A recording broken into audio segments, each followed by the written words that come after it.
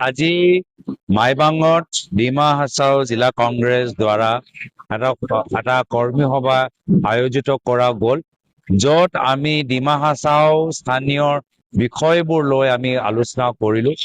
আৰু हम डिमा हसाओ के लोग जो यहाँ पर हैं उनको हमने कहा है कि हम किसी से डरने वाले नहीं हैं, हम आगे जाएंगे और आने वाला विधानसभा चुनाव हम जीतेंगे। दिसपुर पहले जीतेंगे और दिसपुर के बाद हम डिमा हसाओ काउंसिल हम जीतेंगे।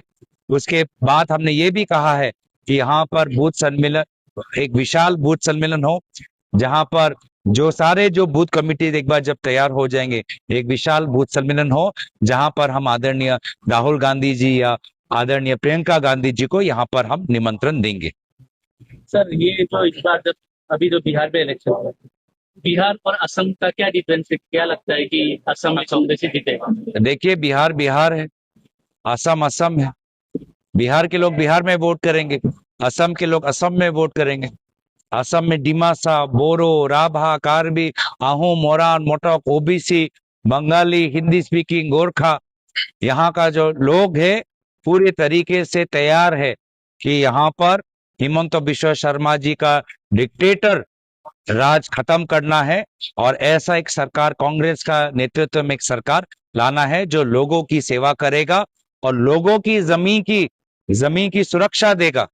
आज यहाँ के लोग जिस प्रकार से देख रहे हैं कि जब से हिमंत बिश्व शर्मा जी आए हैं, असम के ट्राइबल्स के लगभग 40,000 बीघा माटी अडानी अंबानी को चला गया है, दालमिया को चला गया है। काउंसिल 6 शेड्यूल का कोई प्रोटेक्शन नहीं मिल रहा यहाँ के ट्राइबल्स के लोगों को।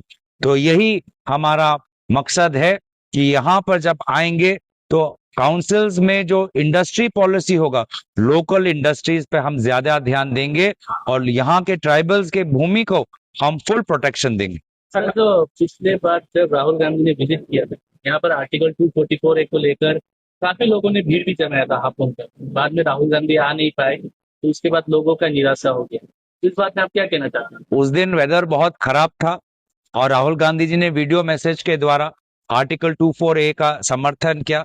मैं पूछना चाहूंगा, हिमंत बिश्व शर्मा जी का ट्राइबल्स के पक्ष में क्या बोलना चाहते हैं?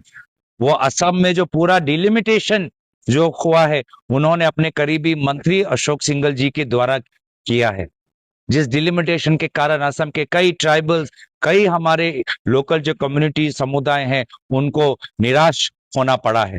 तो हिमंत बिश्व शर्मा जी उन्होंने किस प्रकार के ट्राइबल लीडर्स बनाए हैं?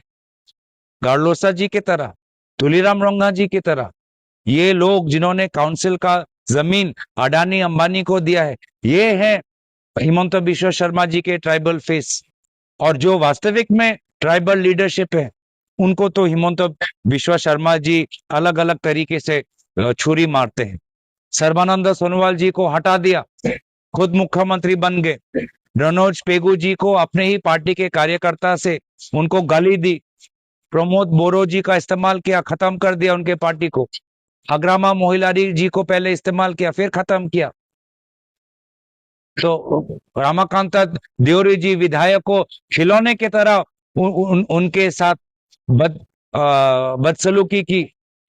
तो इसीलिए जब तक हिमंत बिश्व शर्मा जी हैं, ना ट्राइबल इश्यूज, ना ट्राइबल भूमि, ना ट्राइबल लीडरशिप को कुछ रिस्पेक्ट या कुछ उनका काम होने वाला है। सर, खाली हेमंत বিশ্ব শর্মা চিফ মিনিস্টার আপনার উপর একটা প্রেস কনফারেন্সত অভিযোগ এটা লগাইছিল যে আপনার আইএসআই এজেন্ট বুলি। এইটো বিষয়ে আপুনি হিমন্ত বিশ্ব শৰ্মা ডাঙৰীয়া এনেদৰে ভুৱা অভিযোগ লগাই ভাবিব নালাগে যে মই ভয় কৰিম, মই পিছুৱাই যাম। মই হিমন্ত বিশ্ব শৰ্মা ডাঙৰীয়াক ভয় নকৰো।